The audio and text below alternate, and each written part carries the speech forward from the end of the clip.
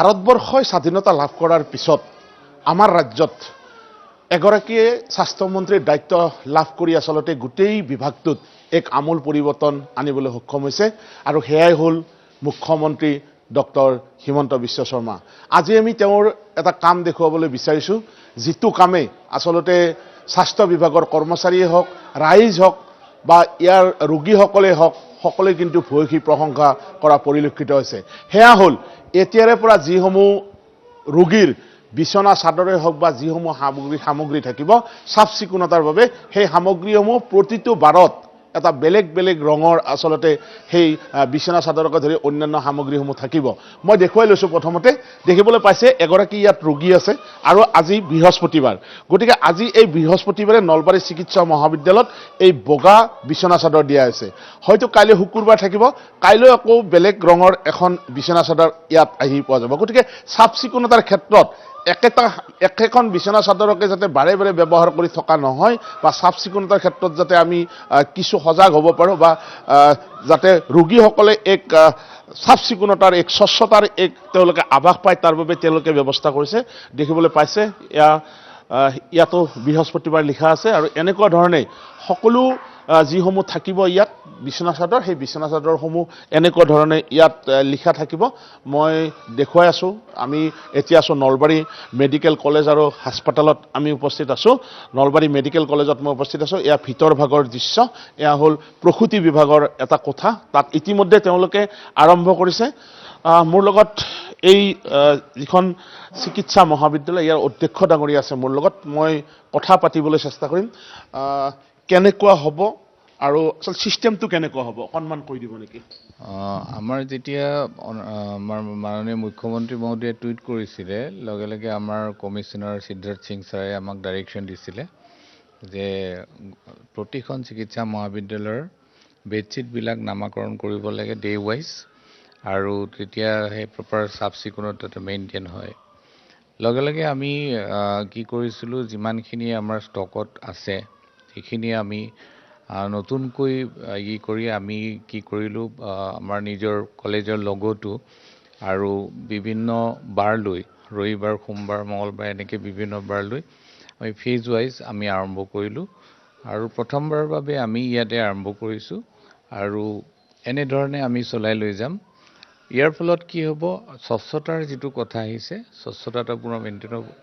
আৰু 2 নম্বৰ কথা হৈছে কি, চিষ্টাৰ ইনচাৰ্জসকলে নিজে বুজি পাব যে কোনদিনা কি বাৰৰ বেডশ্বীট ইউজ কৰা হ'ব, চেঞ্জ কৰা হৈছে কিনা।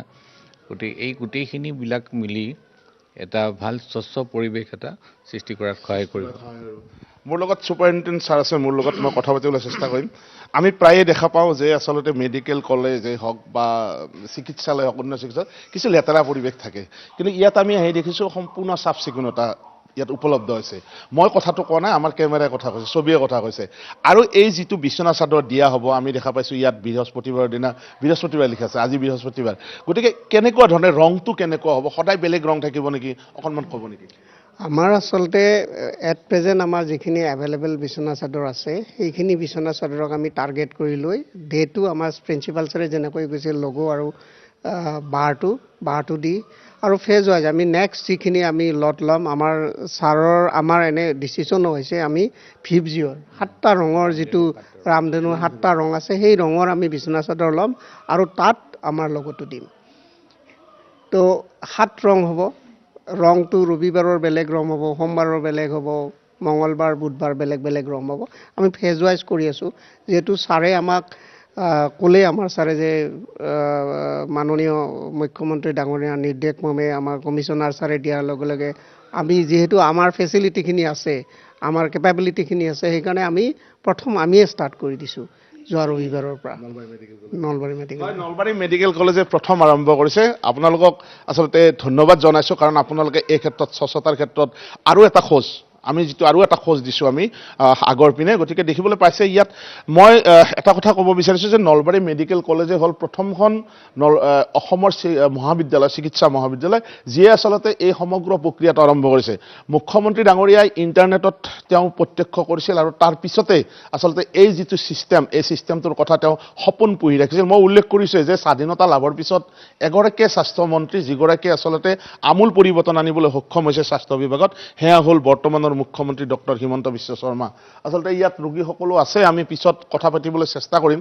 কিন্তু ইতিমধ্যে নলবাৰীয়ে পৰীক্ষামূলক নহয়, আচলতে তেওঁলোকে আৰম্ভ কৰি দিছে ৰামধেনুৰ 7টা ৰং তেওঁলোকে বাছি লৈছে আৰু এই বিচনা চাদৰসমূহ প্ৰতিদিনে ৰবিবাৰে যিটো কালাৰ থাকিব সেইটো সোমবাৰে নাথাকিব, সোমবাৰে এটা অইন কালাৰ আহি ইয়াত সোমাব, মঙলবাৰে ঠিক তেনেদৰে এটা অইন কালাৰ আহিব। গতিকে ইয়াত আমি উপলব্ধ কৰিছোঁ যে চাফ চিকুণতা সম্পূৰ্ণৰূপে আহিব আৰু মুখ্যমন্ত্ৰীয়ে যি এক পদক্ষেপ গ্ৰহণ কৰিছে, সকলো চিকিৎসা মহাবিদ্যালয়তে হওক বা সকলো চিকিৎসালয়তে এই যিটো ৰঙৰ যিটো আচলতে কথা, এই কথাটো আহিব আৰু এক সুন্দৰ পৰিৱেশ আচলতে আহিব বুলি আশা কৰা হৈছে। আৰু ইতিমধ্যে আজি বৃহস্পতিবাৰৰ যি বিচনা চাদৰ লগো সহকাৰে, আচলতে চিকিৎসা মহাবিদ্যালয়ৰ লগো সহকাৰে ইয়াত ইতিমধ্যে আৰম্ভ কৰা হৈছে।